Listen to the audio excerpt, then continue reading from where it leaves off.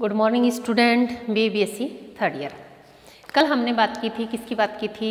हिमालय से निकलने वाली नदियाँ और प्रायद्वीपीय भारत की नदियों की हमने तुलना की थी। आज हम बात करेंगे भारत की नदियों की, प्रायद्वीपीय पठार की नदियों की, और ऐसी नदियाँ जो कहाँ गिरती है, बंगाल की खाड़ी में गिरती हैं। कल भी हमने इस पर थोड़ी सी चर्चा की थी, आज हम विस्तृत रूप से इसका अध्ययन करेंगे।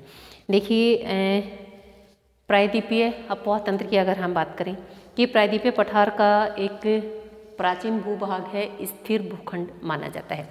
प्रायद्वीपीय जो पठार है प्राचीन भूभाग है, और यही कारण है कि यहाँ की जो नदियाँ हैं वो भी किस प्रकार की हैं? पुरानी हैं। पुरानी मतलब प्रौढ़ावस्था में है। हिमालय की तुलना में बहुत अधिक पुरानी है। कारण क्या है? यहाँ की जो नदियाँ हैं मुख्य रूप से कौन सी अवस्था से गुजर रही हैं? प्रौढ़ावस्था से गुजर रही हैं। ये नदियाँ अपने आधार तल को प्राप्त कर चुके हैं। कह सकते हैं कि बहुत अधिक गहरे गार्ज या जलप्रपातों का निर्माण नहीं करती हैं, अपने आधार तल को क्या कर चुकी हैं? प्राप्त कर चुकी हैं। इनकी जो ढाल प्रवणता है वह अधिक नहीं पाई जाती है, या ढाल प्रवणता अत्यधिक मंद पाई जाती है। ढाल प्रवणता का अर्थ होता है ढाल में अंतर, सही? तो ढाल अत्यधिक तीव्र नहीं पाया जाता है, बल्कि इसमें ढाल क्या पाया जाता है? कम पाया जाता है। और इसके कुछ जो हिस्से हैं वो अपवाद हैं। कारण क्या है? नया भ्रंश हुआ है। भ्रंशन जब होता है तो जो नदी होती है एक गहरी घाटी से होकर बहती है, भ्रंश होकर बहती है। नर्मदा और ताप्ती हैं, भ्रंश घाटियाँ हैं, भ्रंश से होकर बहती हैं। तो इन्होंने कहा कि नदियों ने, प्रायद्वीपीय पठार की जो नदियां हैं विसर्प का अभाव पाया जाता है। विसर्प मतलब सर्पाकार रूप में नहीं बहती हैं, विसर्पों का अभाव पाया जाता है। कारण क्या है? क्योंकि एक तो क्षेत्र का ढाल कम पाया जाता है जिसके कारण विसर्प नहीं पाए जाते हैं। दूसरा है कि जो चट्टानी क्षेत्र पाया जाता है जिसके कारण भी विसर्पाकार रूप में नहीं बहती हैं। अगर ढाल अधिक होगा, नदी युवावस्था में होगी तो विसर्पाकार रूप में नदी आगे बढ़ती है, लेकिन अगर ढाल कम होगा तो नदी विसर्पाकार रूप में नहीं बहती है। वर्षा ऋतु पर निर्भर करती हैं। ग्रीष्म ऋतु में प्रायद्वीपीय पठार की नदियाँ सूख जाती हैं। प्रायद्वीपीय पठार की मात्र एक नदी जो ग्रीष्म ऋतु कह सकते हैं कि वर्ष भर जिसमें जल की मात्रा पाई जाती है, कौन सी नदी है? कावेरी नदी है। प्रायद्वीपीय पठार की मात्र एक नदी जिसमें वर्ष भर जल प्रवाहित होता रहता है, कौन सी नदी है? कावेरी नदी। क्यों? क्योंकि मानसून के माध्यम से भी उसको जल की प्राप्ति होती है, लौटते हुए मानसून के माध्यम से भी उसको वर्षा जल की प्राप्ति होती है, और यही कारण है कि वह वर्ष भर उसमें जल प्रवाहित होता रहता है। यहाँ की जो अधिकांश नदियाँ हैं बंगाल की खाड़ी में गिरती हैं। अधिकांश जो नदियाँ हैं वो बंगाल की खाड़ी में गिरती हैं। कारण बताती हूँ क्या है। पश्चिमी घाट से निकलती हैं, सही है? और इस मैदान का ढाल किधर है? पूर्व और थोड़ा सा किधर है? इसका ढाल पूर्व की ओर है, दक्षिण पूर्व की ओर है। यही कारण है कि इस वाले क्षेत्र से निकलती हैं, और ढाल किधर होने की वजह से, पूर्व की ओर होने की वजह से ये जितनी भी नदियां हैं मोस्टली कहाँ गिरती हैं? बंगाल की खाड़ी में गिरती हैं। लेकिन कुछ नदियां ऐसी हैं जो अरब सागर में भी गिरती हैं। कारण क्या है? जो हमारा पश्चिमी ढाल है वो उसके पश्चिम में है, जिसके कारण वो नदी किधर बहेंगी? कुछ नदियाँ अरब सागर में गिरती हैं, लेकिन जो अधिकांश नदियाँ हैं वो बे ऑफ बंगाल की खाड़ी में गिरती हैं। कुछ नदियां हैं मध्य अरावली से निकलती हैं, कच्छ के रन तक समाप्त हो जाती हैं, और यहाँ से कुछ नदियाँ खंबात की खाड़ी तक भी पहुँचती हैं। और लेकिन अगर हम बात करें मोस्टली जो नदियाँ हैं वो कहाँ गिरती हैं? बे ऑफ बंगाल या बंगाल की खाड़ी में गिरती हैं। यहाँ की जो मुख्य नदियाँ हैं उसको हम दो भागों में विभाजित करेंगे। एक है अरब सागर में गिरने वाली नदी, दूसरी है बंगाल की खाड़ी में गिरने वाली नदी। पहले हम बात करेंगे बंगाल की खाड़ी में गिरने वाली नदियाँ। देखिए, उत्तर से दक्षिण की तरफ, उत्तर से दक्षिण, इनका क्रम आपको याद होना चाहिए। कारण क्या है? कोई भी कॉम्पिटिशन एग्जाम में भी पूछ लिया जाता है कि नदियों का क्रम बताइए, तो आपको ये नदियों का जो क्रम है वो आपको याद रहना चाहिए। 2-3 बार पढ़ोगे तो आसानी से आपको याद रह जाएगा। सबसे पहले दामोदर, स्वर्णरेखा, वैतरणी, ब्राह्मणी, महानदी, गोदावरी, कृष्णा, पेनार, कावेरी, बेगाई और ताम्रपर्णी। तो जो नदियों का क्रम है वह आपको याद रहना चाहिए। नदियों का क्रम इसी प्रकार से पूछा जाता है। कई बार कंपटीशन एग्जाम होते हैं आपके, कोई भी किसी भी लेवल का, तो उसमें पूछ लिया जाता है, ठीक है? तो आपको इन नदियों का जो क्रम है वो याद रखना है। एग्जाम की दृष्टि से भी महत्वपूर्ण है, और मोस्टली कोई भी कंपटीशन आपका जो एग्ज़ाम होता है उसमें इस प्रकार का जो क्रम है वो पूछ लिया जाता है। दक्षिण से उत्तर की तरफ भी पूछ लिया जाता है, उत्तर से दक्षिण की तरफ भी। लेकिन अगर आपको एक तरफ का भी क्रम याद है तो दूसरी तरफ का क्रम आप बना सकते हैं। सबसे पहले दामोदर आती है, स्वर्णरेखा, वैतरणी, ब्राह्मणी, महानदी, गोदावरी, कृष्णा, पेनार, कावेरी, वेगाई और ताम्रपर्णी।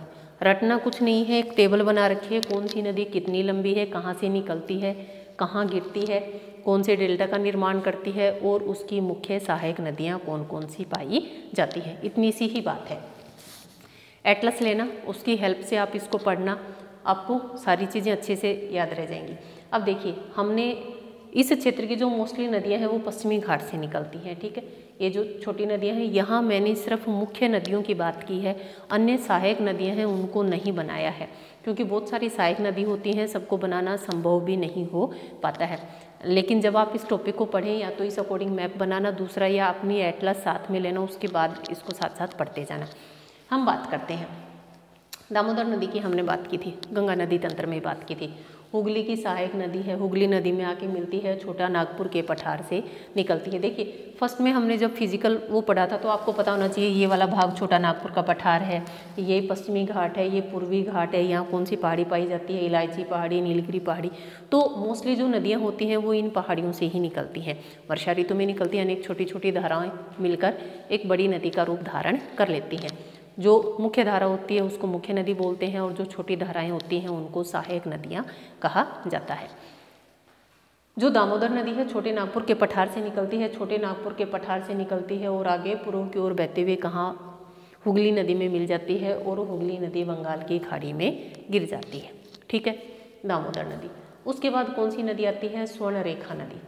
जो स्वर्णरेखा नदी है वो भी कहाँ से निकलती है, स्वर्णरेखा नदी की अगर हम बात करें छोटे नागपुर के पठार से निकलती है। इसकी जो लंबाई है 395 किलोमीटर इसकी जो लंबाई है वह पाई जाती है, और ये भी कहाँ गिरती है, बे ऑफ बंगाल, बंगाल की खाड़ी में गिरती है। नेक्स्ट है वैतरणी, उसके बाद है ब्राह्मणी। ब्राह्मणी जो है एक कोयल है, यहाँ पर कोयल की पहाड़ी वहाँ से निकलती है और बहती हुई आगे कहाँ पहुँच जाती है, कहाँ पहुँच जाती है, बंगाल की खाड़ी में। आगे बात करते हैं महानदी। देखिए, महानदी दंडकारण्य पठार से निकलती है। हमने जो फिजिकल स्ट्रक्चर पढ़ा था तो बताया था कि दंडकारण्य पठार कहाँ है, दंडकारण्य पठार से निकलती है, और जो महानदी की लंबाई है 851 किलोमीटर लंबी है। ओग, जोक, तेल, इब और मंद इसकी सहायक नदियाँ हैं, और यह नदी भी कहाँ गिरती है, कहाँ गिरती है, बंगाल की खाड़ी में। और इस आपने महानदी पर सुना होगा कौन सा बांध बना हुआ है, बताइए कौन सा बांध बना हुआ है महानदी पर, कमेंट करके बताएंगे कि महानदी पर कौन सा बांध बनाया गया है। देखिए क्या होता है, एक एक नदी की बात करते हैं हम। महानदी की बात करते हैं। महानदी 851 किलोमीटर है, दंडकारण्य पठार से निकलती है और मुख्य इसकी सहायक नदियां हैं।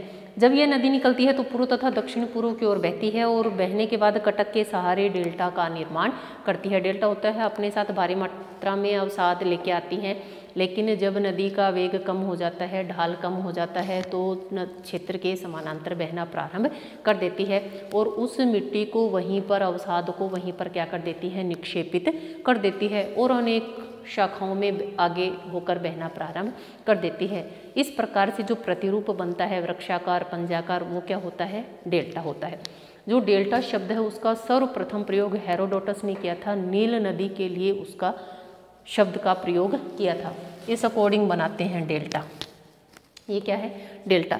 तो ये जो डेल्टा है इस शब्द का प्रयोग किसने किया था, हेरोडोटस ने किया था, और नील नदी के लिए उसने सबसे पहले इसका उपयोग किया था। तो इसकी जो सहायक नदियां हैं, देखिए सहायक नदियों की हमने बात की थी, ओंग है, जोक है, तेल है, इब है, मंद है, ये इसकी सहायक नदियां हैं। ये महानदी की सहायक नदियां हैं। इस नदी पर मुख्य बहुउद्देश्य परियोजनाएं बनाई गई हैं। कौन कौन सी बनाई गई हैं, हीराकुंड, टीकरा पारा और नराज। ये जो बहुउद्देश्य परियोजनाएं हैं ये इस महानदी पर बनाई गई हैं। मैंने पूछा था कौन सा बांध बनाया गया है, हीराकुंड बांध, ठीक है। और इसमें टीकरा पारा और नवाज जो बहुउद्देश्य परियोजनाएं हैं वो महानदी पर बनाई गई हैं। ब्राह्मणी है, वैतरणी है और स्वर्णरेखा नदी है। ब्राह्मणी और जो स्वर्णरेखा नदी है एक ब्राह्मणी और दूसरी स्वर्णरेखा नदी। ये कहाँ से निकलती हैं? छोटे नागपुर के पठार से निकलती हैं। और कह सकते हैं कि छोटे नागपुर के पठार पर रांची के दक्षिणी पश्चिमी भाग से निकलती हैं। और वैतरणी नदी उड़ीसा के क्योंझर पठार से निकलती है। बीच में एक वैतरणी नदी है, उड़ीसा में एक पठार है, पठार का नाम है क्योंझर, वहाँ से निकलते हैं। खनिज पदार्थ जब हमने पढ़े थे तब उसमें क्योंझर आया था, तो इन क्षेत्रों को नाम याद रखें, आपको आसानी रहेगी। तो वहाँ से निकलती है। ब्राह्मणी जो नदी है कोयल तथा शाख नदियों से मिलकर बनी है। ब्राह्मणी जो नदी है, दो छोटी छोटी नदियाँ निकलती हैं, एक है कोयल दूसरी है शाख, नदियों से मिलकर बनी है। देखिए मैंने कोयल लिखा है, कोयल क्षेत्र भी है, वहाँ से भी निकलती है। कोयल और शांख जो नदियाँ हैं उससे मिलकर बनी है। 705 किलोमीटर यह लंबी है। और वैतरणी तथा ब्राह्मणी जो है बंगाल की खाड़ी में मिलने वाली दो मुख्य क्या हैं? नदियाँ हैं। वैतरणी और जो ब्राह्मणी है वो बंगाल की खाड़ी में गिरने वाली दो मुख्य नदियाँ हैं। स्वर्णरेखा नदी की अगर हम बात करें, उसकी लंबाई है 395 किलोमीटर। मेदिनीपुर से बंगाल की खाड़ी, बंगाल से होकर बंगाल की खाड़ी में गिरती है। नेक्स्ट बात करते हैं महानदी के बाद बात आती है किसकी? गोदावरी की। महानदी के बाद बात आती है किसकी? गोदावरी। नासिक, नासिक में एक पठार है त्रिम्बक पठार, त्रयंबक पठार, वहाँ से यह गोदावरी नदी निकलती है। गोदावरी नदी की जो लंबाई है वह है 1465 किलोमीटर। कह सकते हैं कि प्रायद्वीपीय भारत की सबसे लंबी नदी, इस प्रायद्वीपीय भारत की सबसे लंबी नदी। तो सबसे लंबी नदी कौन सी है? गोदावरी। लंबाई कितनी है? 1465 किलोमीटर। अब बात आती है कि जो गोदावरी नदी है 1465 किलोमीटर लंबी है, तो सर्वाधिक जो जलग्रहण क्षेत्र है वो भी किसका है? प्रायद्वीपीय पठार की अगर हम बात करें तो इसका जो जलग्रहण क्षेत्र है 3,13,812 वर्ग किलोमीटर इसका जलग्रहण क्षेत्र है। किन किन राज्यों से होकर गुजरती है?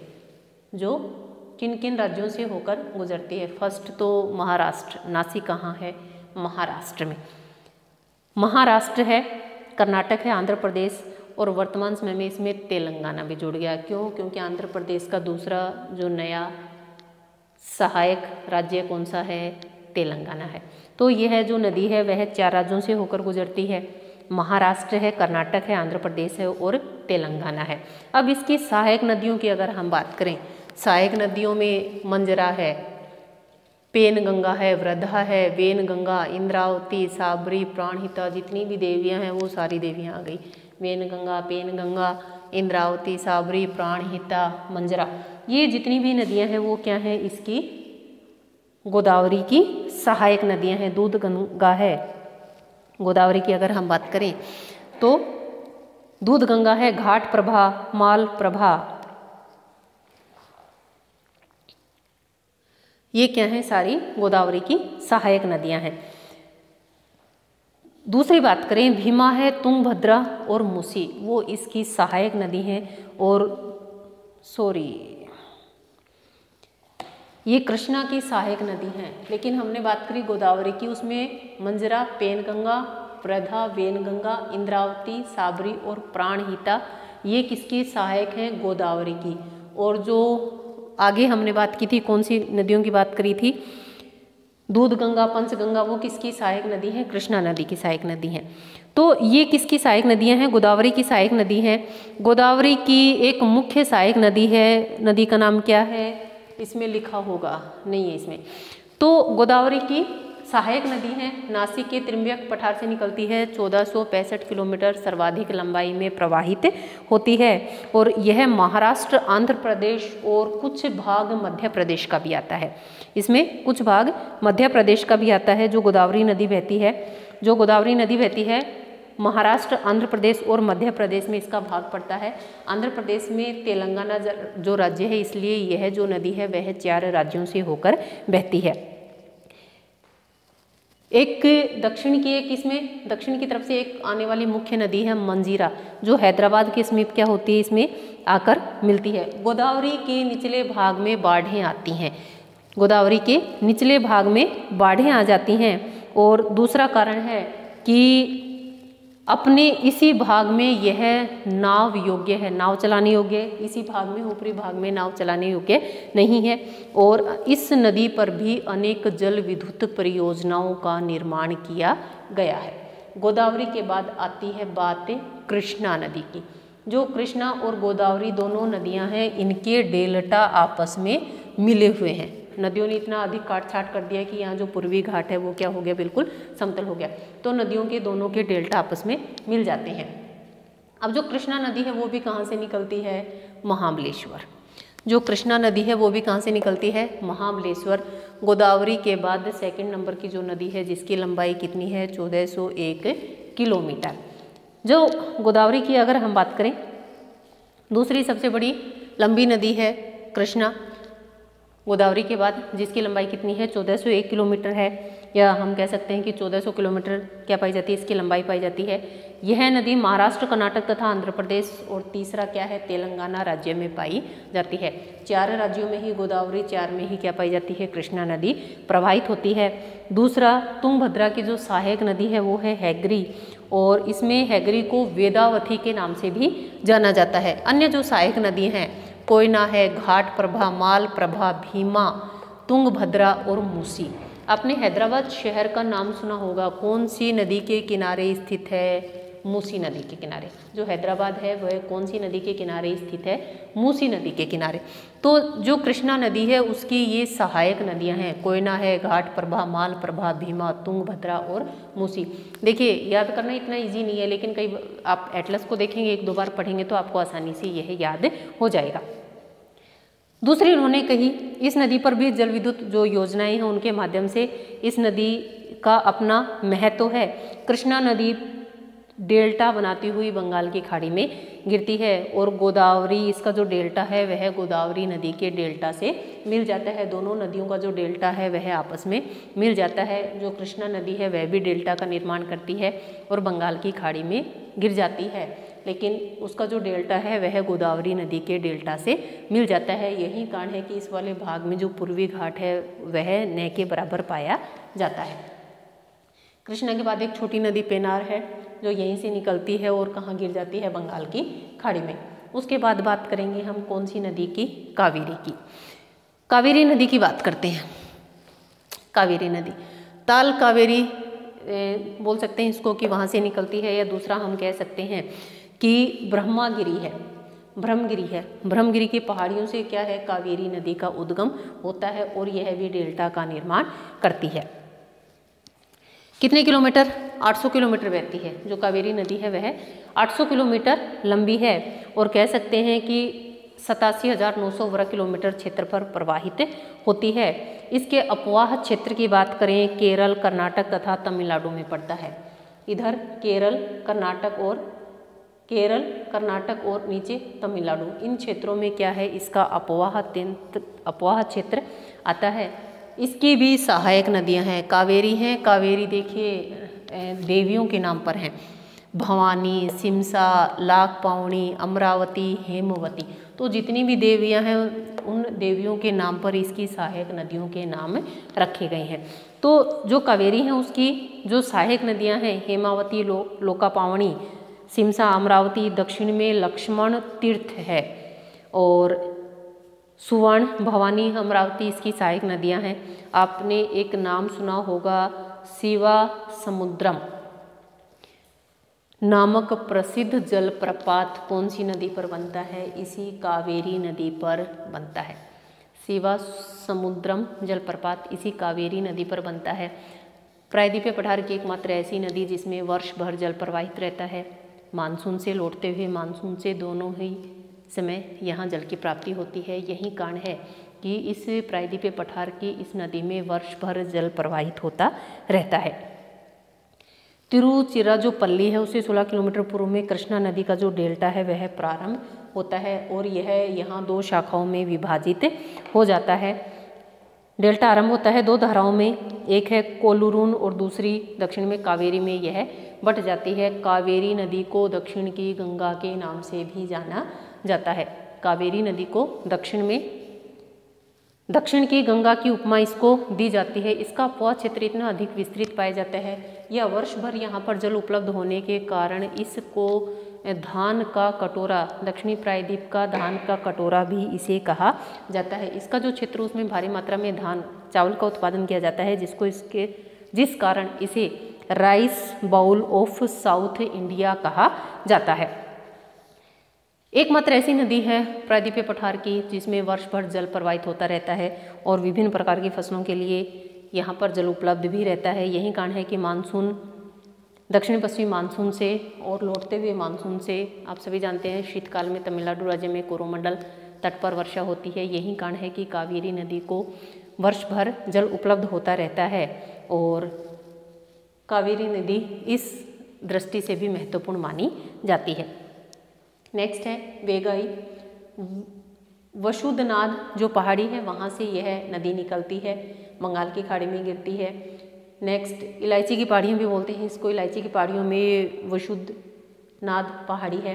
ताम्रपर्णी जो नदी है वह अगस्त्य मलाई जो चोटी है वहाँ से निकलती है। और देखिए इन दोनों नदियों की एक और विशेषता बताती हूँ। आपने यहाँ देखा होगा कि श्रीलंका है, इधर है पाक जलडमरू और इधर है मन्नार की खाड़ी। तो जो ताम्रपर्णी है वो तो गिरती है मन्नार की खाड़ी में और वेगाई है वो पाक की खाड़ी जिसको हम बोलते हैं वहाँ पर कह सकते हैं कि बंगाल की खाड़ी में वहाँ पर गिरती है। ये तो वेगाई तो पाक की खाड़ी में गिरती है और जो ताम्रपर्णी है यह मन्नार की खाड़ी में गिरती है। तो ये थी हमारी नदियों की बात हमने की थी मुख्य रूप से कि कौन सी नदी किसकी सहायक नदी है और कौन कौन से क्षेत्र में बहती है, कितने राज्यों में बहती है, सबसे लंबी कौन सी है, सबसे छोटी कौन सी है। आज हमने डिटेल में इसकी बात करी। कल हम बात करेंगे किसकी, अरब सागर में गिरने वाली प्रायद्वीपीय पठार की नदियाँ। एक कारण इसका बंगाल की खाड़ी में मोस्टली नदियों का पूर्व की ओर प्रवाहित होना भी मुख्य कारण है। कारण क्या है, क्योंकि यह जो प्रायद्वीपीय पठार है इसका ढाल किधर है, पूर्व की ओर है, जिसके कारण भी जो नदियाँ हैं वो ढाल के समानांतर बहती हैं, जिसके कारण अनुवर्ती नदियाँ इनको कहा जाता है। जो प्रायद्वीपीय पठार की नदियाँ हैं उनको अनुवर्ती कहा जाता है, जबकि हिमालय से निकलने वाली नदियों को क्या कहा जाता था, पूर्ववर्ती। की हिमालय से पूर्व क्या हो चुकी थी, उनकी हिमालय से पूर्व भी वो नदियाँ बहती थी, लेकिन ये जो प्रायद्वीपीय पठार की नदियाँ हैं ये ढाल के अनुरूप बहती हैं। तो हमने यहाँ बात की जितनी भी नदियाँ थी, सीक्वेंस आपको याद रखना, अच्छे से याद करना है। ये जितनी भी नदियाँ हैं बंगाल की खाड़ी में गिरती हैं, कारण आप सभी जानते हैं। मोस्टली जो है पश्चिमी कहाँ से निकलती हैं, पश्चिमी घाट से निकलती हैं। और इनके उद्गम क्षेत्र की बात करी, मोहाने की बात करी, डेल्टा की बात करी, और इधर की कौन सी नदी कहाँ से निकलती है और उसकी सहायक नदी कौन सी है। दक्षिण की गंगा कौन सी नदी को कहा जाता है, कमेंट करके बताएंगे, ठीक है। और दूसरा मुझे बताएंगे कि कृष्णा नदी की सहायक नदियाँ कौन कौन सी हैं। दक्षिणी प्रायद्वीपीय पठार की सबसे या दक्षिणी भारत की सबसे लंबी नदी कौन सी है, सही है। प्रायद्वीपीय पठार की सबसे लंबी नदी कौन सी है, आप मुझे कमेंट करके इन जो क्वेश्चन है इनके आंसर देंगे। कल हम बात करेंगे प्रायद्वीपीय पठार की ऐसी नदियाँ जो कहाँ गिरती हैं, अरब सागर में गिरती हैं। थोड़ा सा हम ब्रह्मपुत्र नदी की भी बात करेंगे, उसके बाद हमारा एक टॉपिक हो जाएगा नदियाँ कंप्लीट। जब इसको पढ़ो आप थोड़ा सा अच्छे से पढ़ना, और ये वाली चीज़ें आपको मानसून वाला टॉपिक में करा चुकी हूँ, उसमें क्लियर हो जाएंगी कि लौटता हुआ मानसून क्या होता है, मानसून क्या होता है, पहले उसको देख लेना, उसके बाद आप इसको देख लेना। आज के लिए इतना ही, मिलते हैं नेक्स्ट क्लास में। धन्यवाद। कोई भी आपके क्वेश्चन हो मुझे कमेंट करके आप पूछ सकते हैं। धन्यवाद।